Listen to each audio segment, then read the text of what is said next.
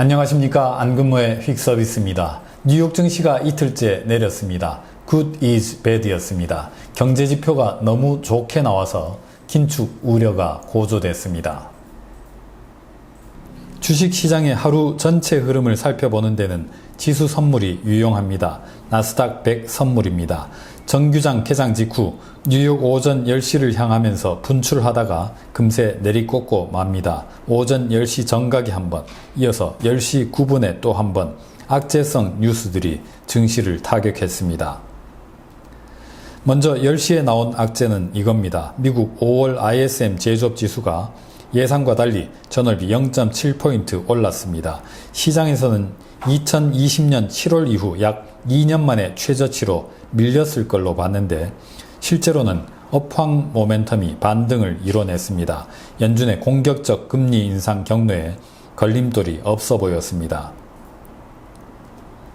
연준 통화정책 전망을 입체적으로 반영하는 미국채 5년물 수익률입니다. 소폭 오른 선에서 횡보하던 금리가 ISM 제조업 지수 발표 직후 수직 상승했습니다. 한때 전일비 13bp 넘게 뛰기도 하면서 증시를 압박했습니다. 오는 9월 FOMC까지 예상되는 연준 금리 인상 폭입니다. 연방기금금리 선물 가격을 토대로 블룸버그가 가공한 값입니다. 142.6bp, 세 차례 연속 50bp 단위의 금리 인상을 다시 유력하게 예상하고 있습니다.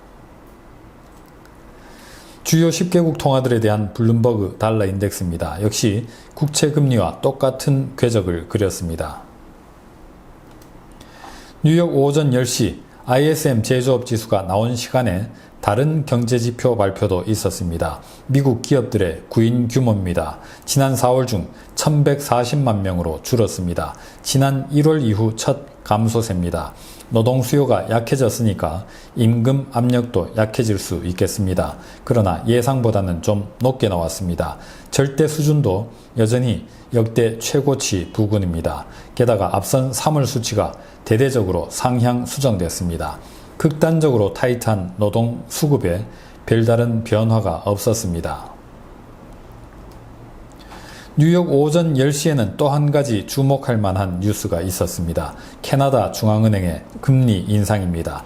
1.5%로 50bp 올렸습니다. 예상했던 그대로였습니다. 하지만 서프라이즈가 있었습니다. 캐나다 중앙은행은 성명서에서 필요하다면 더 강력하게 움직일 준비가 돼 있다고 밝혔습니다. 75bp 단위의 금리 인상 가능성을 공식적으로 열어놓은 것이죠.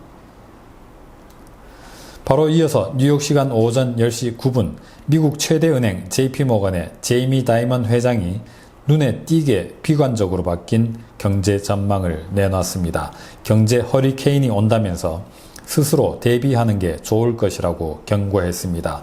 지난 5월 23일, 그러니까 불과 열흘 전에만 해도 다이먼 회장은 큰 먹구름이 오지만 사라질 수도 있다라고 조심스럽게 낙관했습니다. 하지만 이날 다이먼 회장은 자신의 말을 바꾸려 한다고 밝혔습니다. 이날부터 시작된 연준의 양적 긴축, 그리고 우크라이나 전쟁으로 인한 유가의 폭등세를 특히 우려했습니다.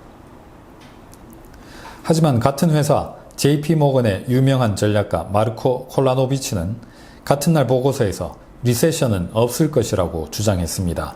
S&P 500은 연말까지 꾸준히 회복해서 연초 수준을 되찾을 것이라고 예상했습니다. 회장님의 말씀이 옳은지 아니면 리서치 헤드의 전망이 타당한지 여러분들은 누구의 손을 들어주시겠습니까? 오늘은 여기서 마치겠습니다. 감사합니다.